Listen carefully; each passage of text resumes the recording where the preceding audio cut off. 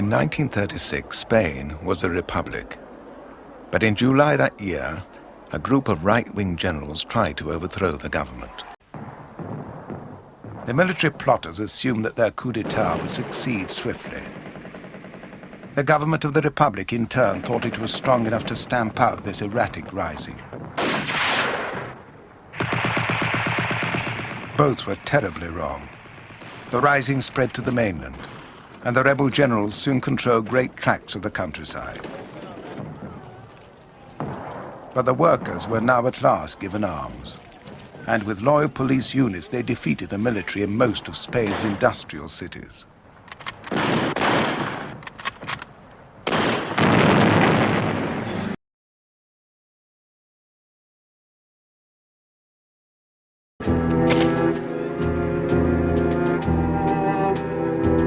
The coup had missed the swift victory it had expected. The workers fought back. The coup became a civil war, and the resistance became a revolution.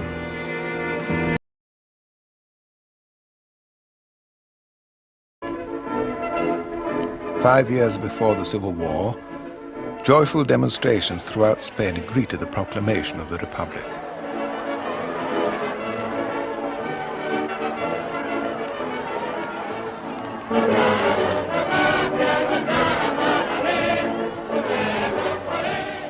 The monarchy had fallen without violence.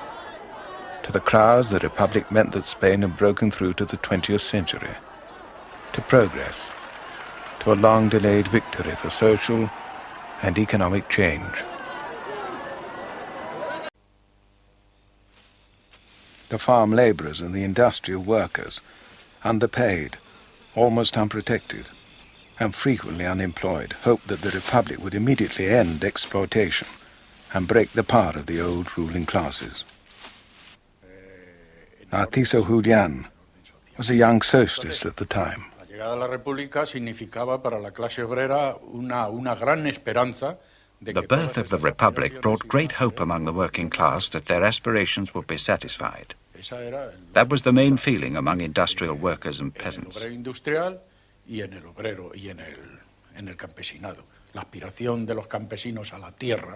For centuries, peasants had longed to own land. Industrial workers wanted their union rights recognized, the right to strike, to a fair salary, to social benefits that they didn't have, social security, and so on. Sociales que no las tenía, ¿no? Desde el punto de vista de la seguridad social y de todas estas cuestiones, ¿no? Es decir, todos esos problemas económicos. So here were all these social and economic problems that had to be solved. The arrival of a democratic regime of the Republic meant so much for a vast majority of workers, the hope that all these aspirations would come true. A cumplir esas aspiraciones.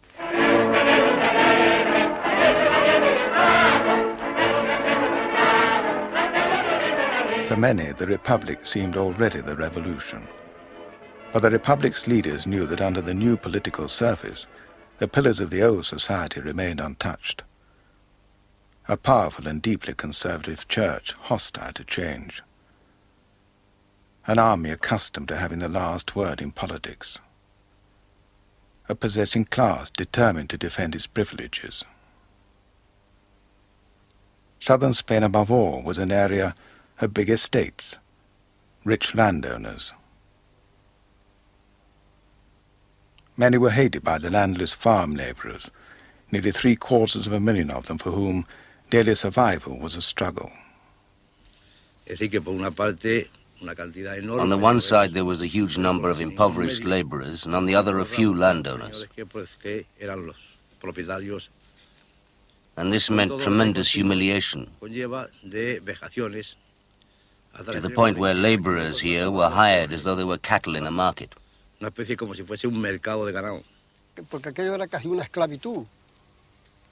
It was virtual slavery, because there were no fixed wages. They paid what they wanted to pay. In many families, children went to bed hungry because you didn't get paid enough. You weren't paid enough for subsistence. The Republic knew that democracy might collapse if land was not divided more justly. But its complicated, cautious reforms disappointed farm workers while alarming the landlords.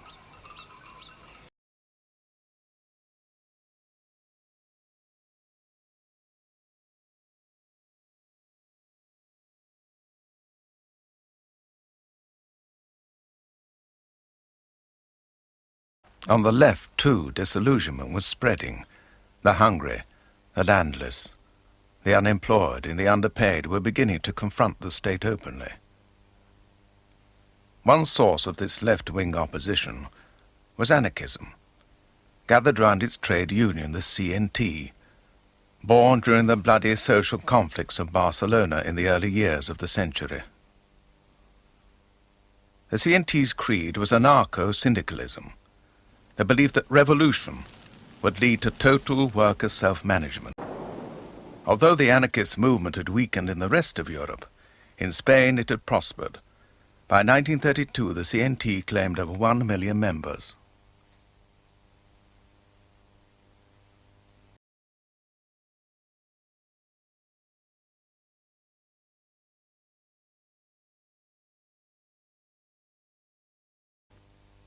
When the Republic was proclaimed in 1931, the anarchists declared, "We remain in open war with the state." They rejected all governments, monarchies or republics. They fought for a society of equal, cooperating human beings, freed from the curses of private property and bosses. In Spain, extremes of poverty created a climate ripe for revolutionary violence. In January 1933, anarchists led futile risings in several Andalusian villages. One of them was Casas Viejas. The police showed the villagers no mercy. Prisoners were shot.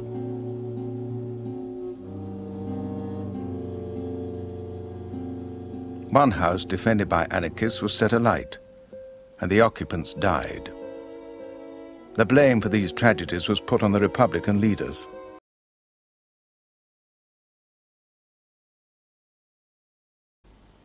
The Republican government knew that Spain was close to explosion, but it failed to take seriously the approaching spark, the military uprising. The left knew all too well what was coming, and the workers were already garrisoning party and trade union offices. At midnight, the socialist leader, Indalecio Prieto, with some of his colleagues met the Prime Minister, Casares Quiroga. They had begged him to arm the people, but Casares thought this would fling away the last hopes of law and order. He refused. Juan Molina was an anarchist militant in Barcelona. We hadn't slept at home for several nights. We were grabbing what sleep we could on floors of the union and our newspaper offices. We were waiting for the inevitable. In our newspapers, we were telling our members to be prepared. Everybody was ready because we knew the coup was bound to come.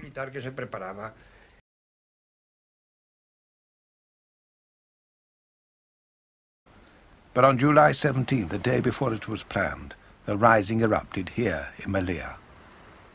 Next day it spread to other towns in Morocco, even before General Franco had arrived to lead the Army of Africa. The military plotters assumed that their coup d'etat would succeed swiftly. The government of the Republic, in turn, thought it was strong enough to stamp out this erratic rising.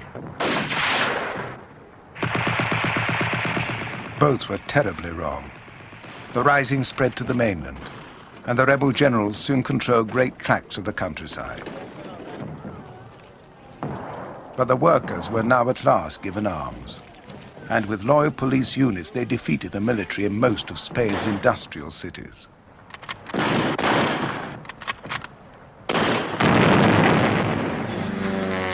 There could be no rapid victory either way. The rising swelled into full-blown counter-revolution.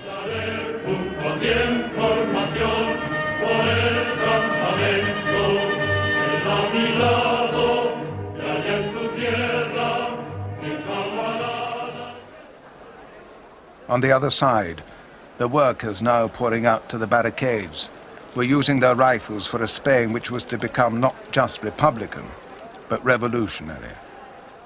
There was no way left to prevent the conflict which was to rage across Spain for almost 3 years. There could be no more negotiation.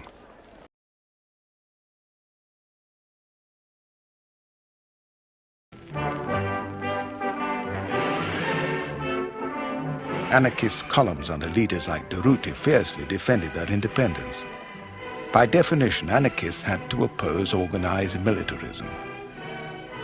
They would defend the Republic against the fascists, but not at the expense of surrendering to any sort of authority, otherwise they could hardly be anarchists. In any case, defending the Republic was not enough.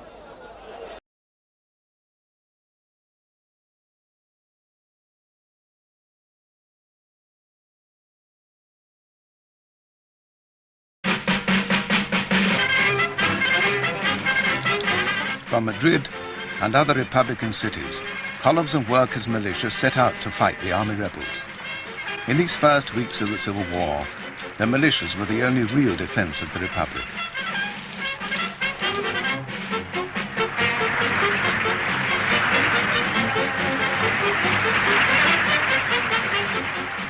And the revolution was to rebuild society according to our ideals. We weren't going to give our lives for capitalism. We were giving them for the revolution. This is how I felt about it, and most of the others.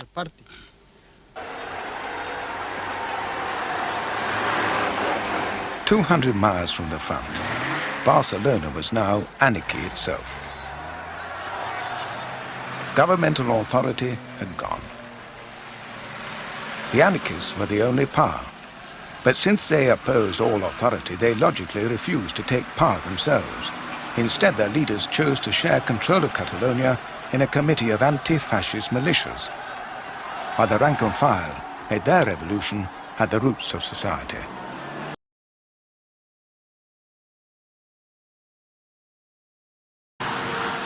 Industry was collectivized. Women were liberated. Abortion was legalized. Barcelona celebrated its freedom. This was a revolution. But now in July 1936, the ecstasy and hope of revolution dominated men and women. Everything had changed, even in the bullring. The matadors put away their brilliant uniforms, and in street clothes raised the clenched fist.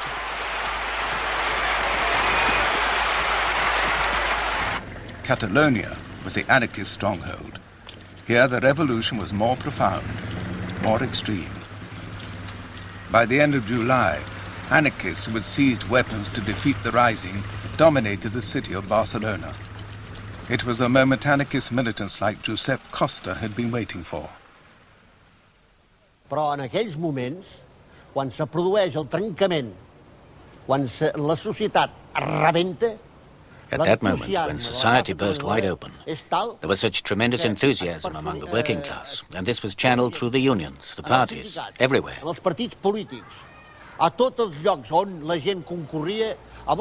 People participated with such enthusiasm, with such vitality, that it's very difficult to describe it now after so many years and to examine that situation coldly. But I do have to say that among ourselves, many of us said, now's the time to destroy all that has been oppressing us.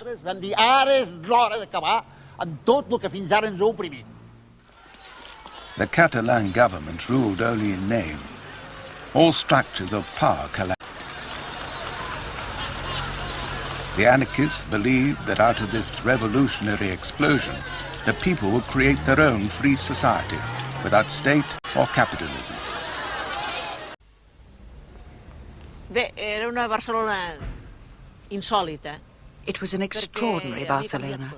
Everything had changed. You couldn't tell Barcelona was at war, but you could tell there was a revolution going on. And there were far more flags and many people in the streets calling for volunteers, and many lorries leaving for the front, and many songs. There had never been so much singing.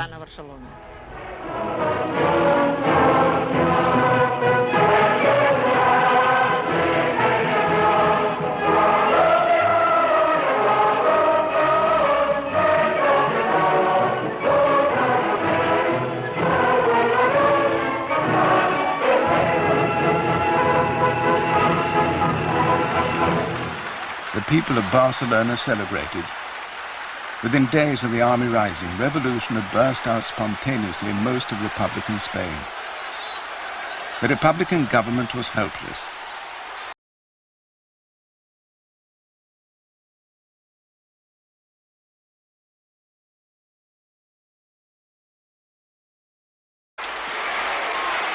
At that time, the anarchists had no doubt about their main objective, to defeat fascism. But for them, the campaign was not just against the army rebels, but against capitalism itself.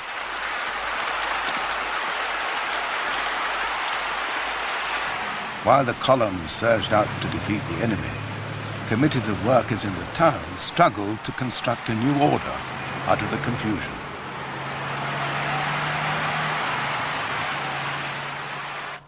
At that time, it seemed impossible to solve those initial difficulties, but looking back, people really showed a lot of common sense. Everything was improvised. You could call it a miracle. Despite the religious meaning of the word, it was a miracle achieved by the ordinary people. As the chaos subsided, this new revolutionary society began to function. Much of the Catalan economy was now being run by the workers themselves. In Barcelona, trams and cinemas, factories, department stores and even greyhound tracks were run by their own employees. The trade unions saw to food supplies. Union lorries drove out to the villages with goods to exchange for food.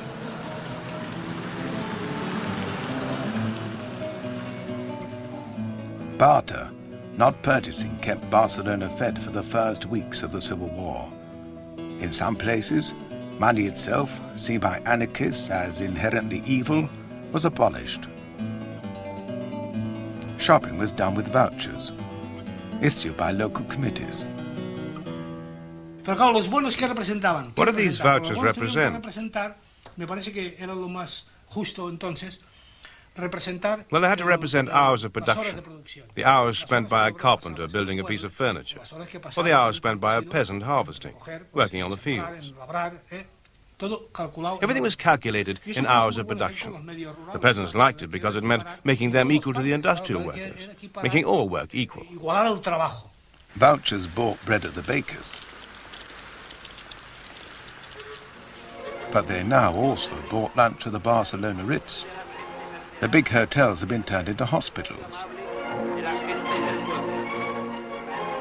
or into canteens serving cheap meals to militiamen and working-class families, as this anarchist newsreel proclaimed.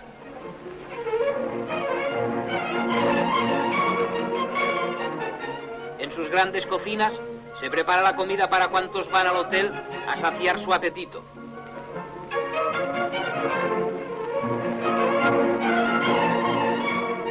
Los amplios comedores que antes ocupaban maquilladas y frívolas damiselas, grandes financieros, capitanes de industria, aristócratas ociosos y aventureros internacionales de toda la Haya, ahora están abarrotados de hombres y mujeres humildes que siguen el ritmo de la sociedad que se está creando. Barcelona trabaja y come, esa es su fuerza y su virtud.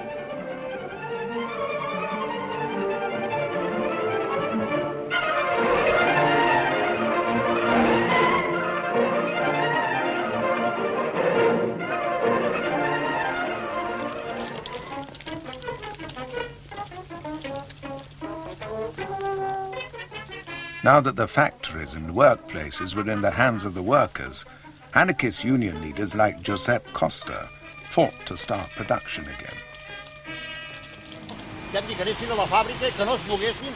We told the workers to get back to the factory and wait for our instructions.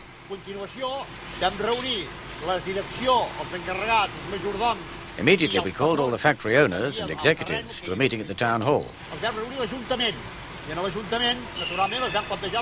We tell them, well, gentlemen, something big has happened here. We don't know what's going to happen, but the factories have to continue functioning.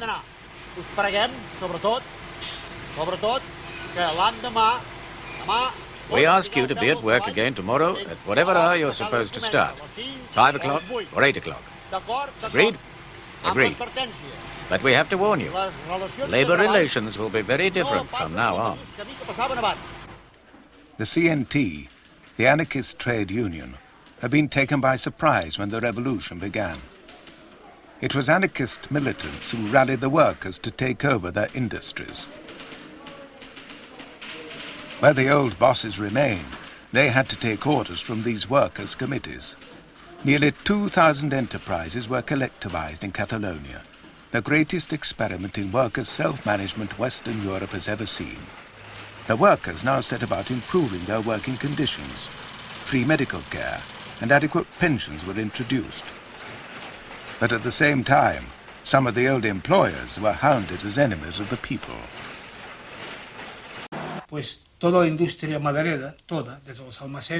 The whole of the wood industry, for instance the factories, all the forests, were taken over by the union.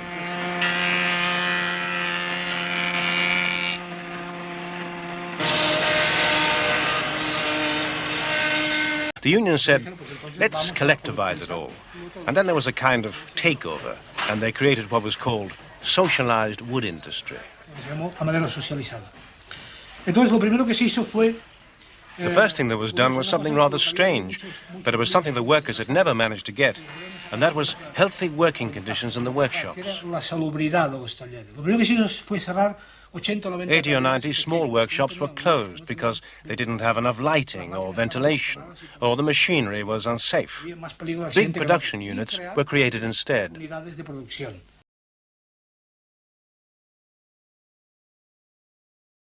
Women on the Republican side, it was a time of astonishing liberation. That revolutionary explosion gave us women absolute freedom. We couldn't live war as men were living it. For men, things hadn't changed all that much. Our lives, however, had really changed. Women took men's places not only in factories, not only as a workforce, not only in the war industry. It was all women. At that time, to be a woman and to be young was the ultimate.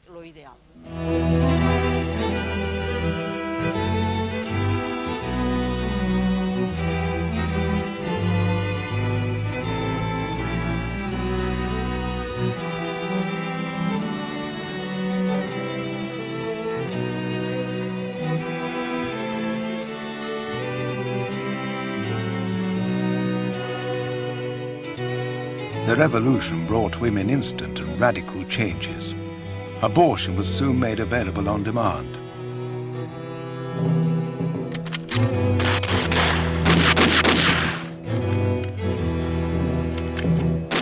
Initially, women went to the front to fight and die in the trenches.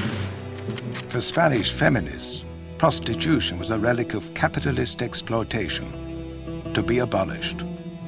They set up schools to re-educate prostitutes. Revolutionary vice squads cleaned up the red light district of Barcelona.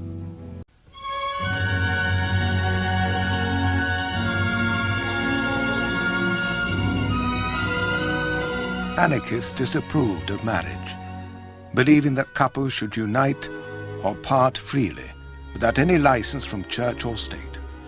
Young revolutionaries happily adopted their advice, but many mothers were appalled by free love. Some mothers even came to the union to speak with people they considered apostles of free love. Look, my daughter has left home without telling me. She's living somewhere with someone. We'd say, we're all in favor of it. Yes, but that boy will leave, and we don't even know his name. Well, anyway, the union decided this had to be legalized somehow. So they invented what they called revolutionary weddings. Revolucionarios.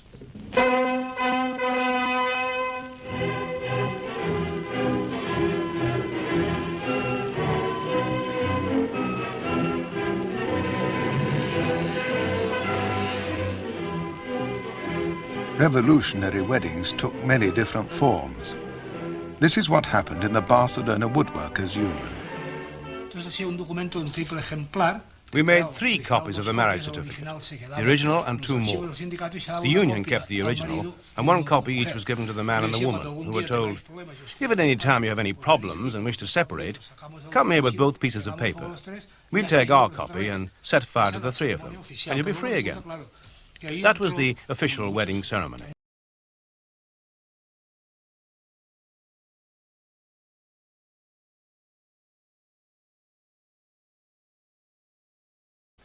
These revolutionary changes were taking place throughout Republican Spain.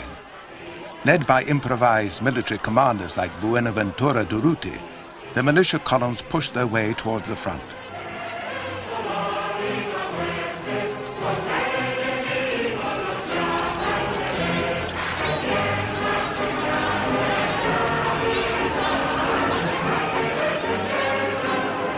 Young laborers rushed to join the militia. As the columns advanced, they spread the revolution.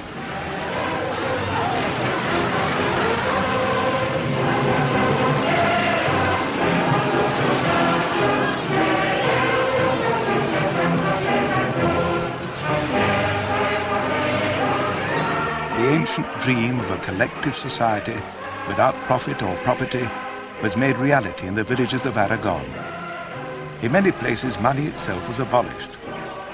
All forms of production were owned by the community, run by their workers. These collectives formed an independent anarchist area within the Republic. The Council of Aragon coordinated their activities.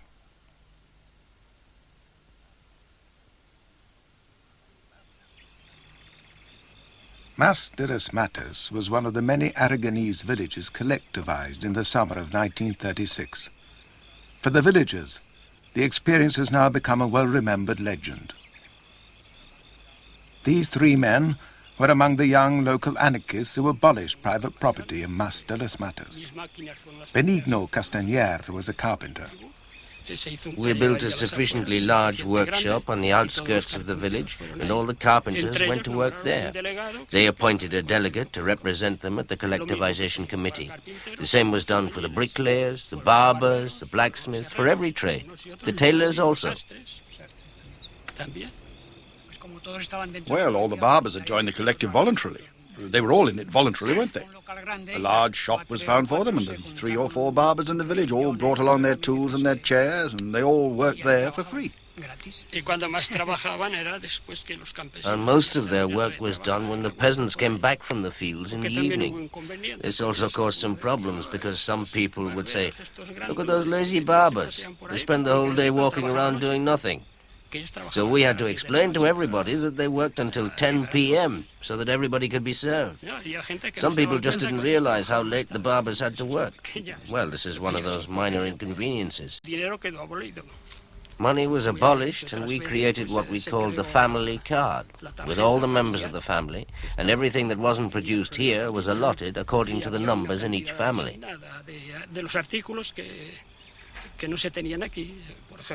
For example, sugar, rice, even meat, 100 grams per person per day. And it was the same for everybody. There were no preferences. Everybody ate as much as they wanted of the local produce. So money for use in the village was completely abolished.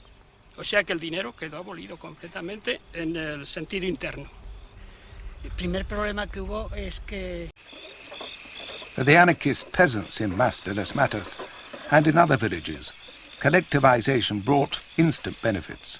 The profit motive had disappeared. Everyone now worked only for the community.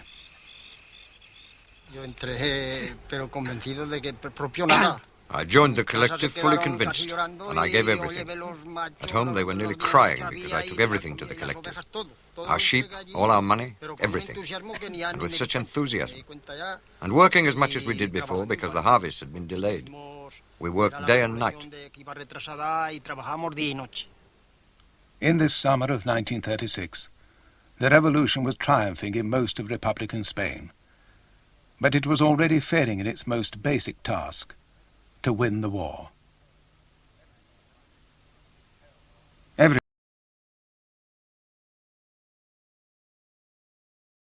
where the militias were being held or defeated by the advancing rebel armies. In this crisis, the Republic was divided. For some, the government and the communists, revolution must wait until the war was won. For the anarchists and many socialists, the only way to win the war was to defend and extend the revolution. This argument was soon to tear apart and transform the Republic, unleashing a civil war within the Civil War.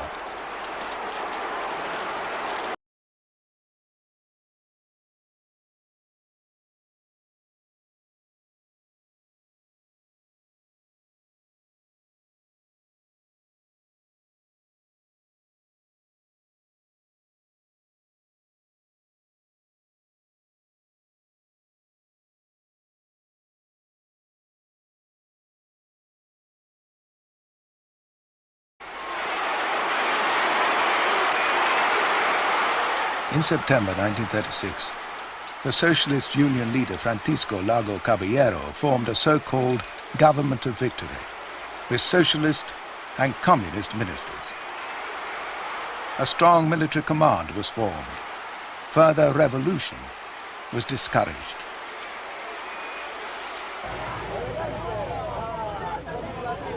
The anarchist revolution still controlled much of Catalonia and Aragon.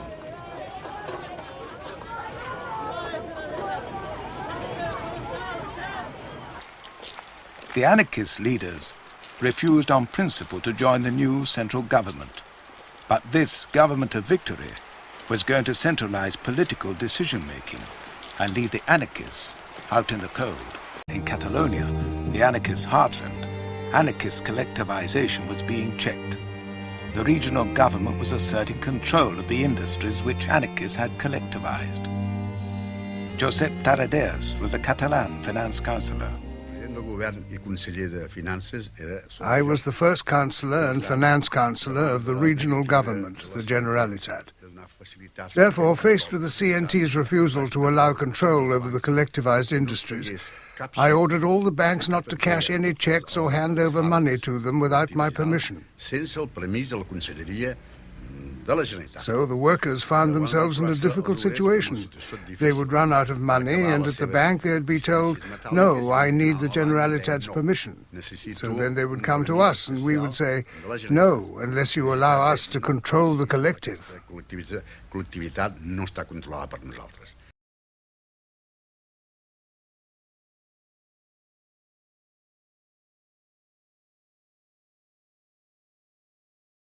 The anarchists were anti-militarist, opposed on principle to hierarchical discipline. For them, war, like revolution, must be made through popular initiative. I have always believed that the day they started to militarize the people, the day that the spontaneous nature of popular combat was destroyed, we started to lose the war. And this is something the communists have always refused to accept.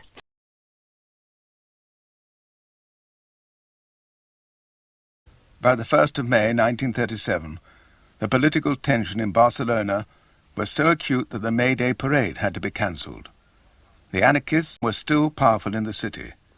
The communists were impatient for a showdown, as was the central government, with the exception, of course, of the anarchist ministers. The conflict began here, at the Barcelona telephone exchange, which was still run by anarchists. One of the girls on duty that day was Enriqueta García Tavera. I was at the switchboard near the window.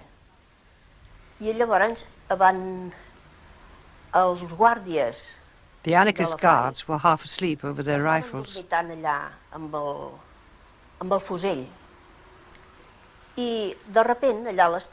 At about 3 o'clock, I looked out and saw 3 lorry loads of assault guards pull up outside. They jumped out and raced into the building. They started going up the stairs. I think most of the anarchist guards were on the first floor. Then I heard shots, and I was even more frightened. Aragon was the last area still under anarchist control. In August 1937, the communist military commander Enrique Lista marched in to restore the central government's authority. The communist troops returned land to all those who had been forced to join the anarchist collectives. The central government, with communist support, had demolished the anarchist revolution and imposed its discipline. But at the front, the Republic was failing. Its new disciplined popular army continued to be defeated.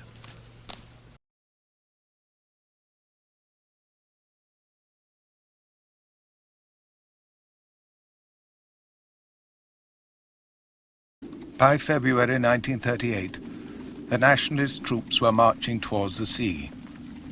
The offensive threatened Catalonia, the revolutionary heartland. But there, as in the rest of Republican Spain, the revolutionary spirit of 1936 was now only a memory. The popular army had attempted to match the enemy in regular combat and failed. Just as it had at Brunetti, Belchite, Teruel. The popular army found it could not defeat the enemy in conventional fighting for defended positions. The Republic had put down the revolution behind its own lines. This meant that the government also avoided revolutionary military tactics. Guerrilla war, invented in Spain as the people's answer to regular armies, was never seriously attempted in the Civil War.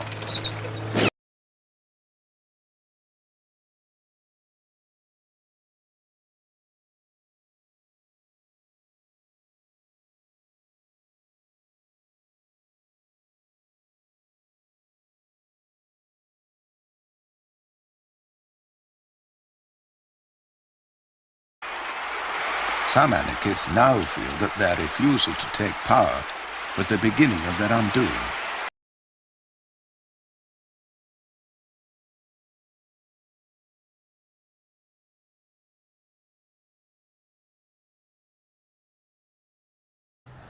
Few today remember that Alicante port was the place of the Republic's last agony. Nearly 3 years after the army insurrection, the war was over. The guns fell silent. The church bells began to ring.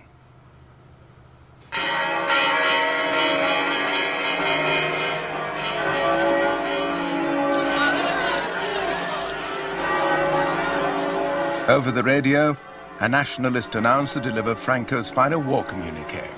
En el día de hoy, cautivo y desarmado el Ejército Rojo, han alcanzado las tropas nacionales sus últimos objetivos militares.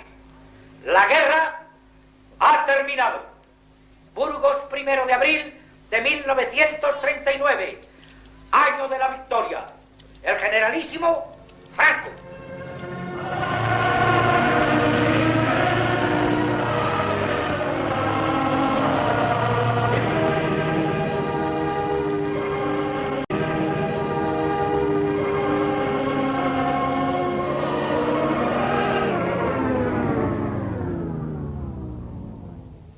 What would Spain be like under Franco? The fighting was over, but the so-called National Crusade had a long way to run. Spain was to be transformed, but into an image of the past. After the turmoil of the Republic, the Spain of history was to be resurrected, ruled once more by the church, the oligarchy, the great landowners. There was to be a fatherland at once new and ancient, a nation united, obedient, purged of evil. Franco decreed, retroactively, that all who had opposed the nationalists would be answerable. Even pre-war political opponents were not to be spared. He saw the main threat in the working class, once triumphant, now prostrate. Here the purge must be most harsh. It began at once, among the new hordes of his captives. Nobody suspected of Republican sympathies was safe. Concentration camps all over Spain were swamped by hundreds of thousands of prisoners. The captives from the harbour at Alicante were brought here, to this barren place, which was then the concentration camp of Albatera. It is said that Franco personally ordered that there should be no photographs of the camp. When it had served its purpose, every trace of it was cleared away. All that remains today is an old hut used by the guards and a path once trodden by 30,000 arriving prisoners. But the camp can never be clear from the memories of those who survived Albatera. The repression began right from the start. We were never considered human beings. That's the way it was under Franco. We were always considered as things, never as human beings. Albatera was not just an internment camp. It was also a camp where people awaited selection for execution. Through the gate which used to stand here, the visitors arrived. These were the moments of terror, for these visitors were members of the Falange, who came to identify their enemies. They were looking for people from their towns, or anyone else of note, anyone who'd been a volunteer or fought in the Republican Army, or anyone who'd been mayor or any other official in any Republican town in Spain. And they picked these people out right there and then. This one, this one, this one. And without more ado, just took them off. They took them away to their respective villages. Most of the time, these prisoners never reached their destination. What usually happened was that we heard the shots from here, and that was the end of them. There were also executions within the camp. The prisoners were forced to watch them. I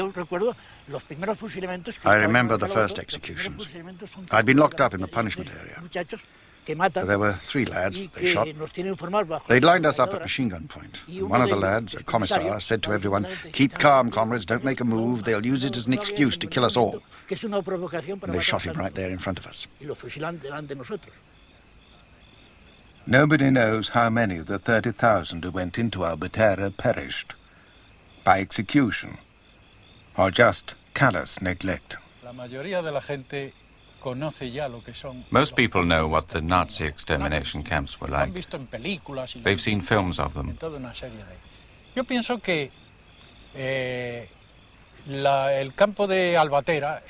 think that the Albatera camp was in many ways like those extermination camps, except it was less systematic.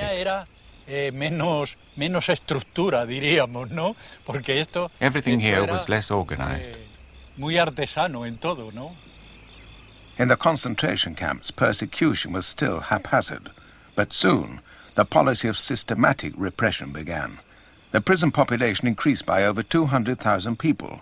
There were token trials, rapid sentences, executions. The terror lasted at this pitch for more than 4 years, longer than the war itself. Many, like Narciso Julián and Eduardo de Guzman, suffered for much longer. Both were sentenced to death. Eduardo de Guzman spent 9 years in prison. He and Narciso Julián, like many others, waited to be executed for over a year, never knowing if the next day was to be their last.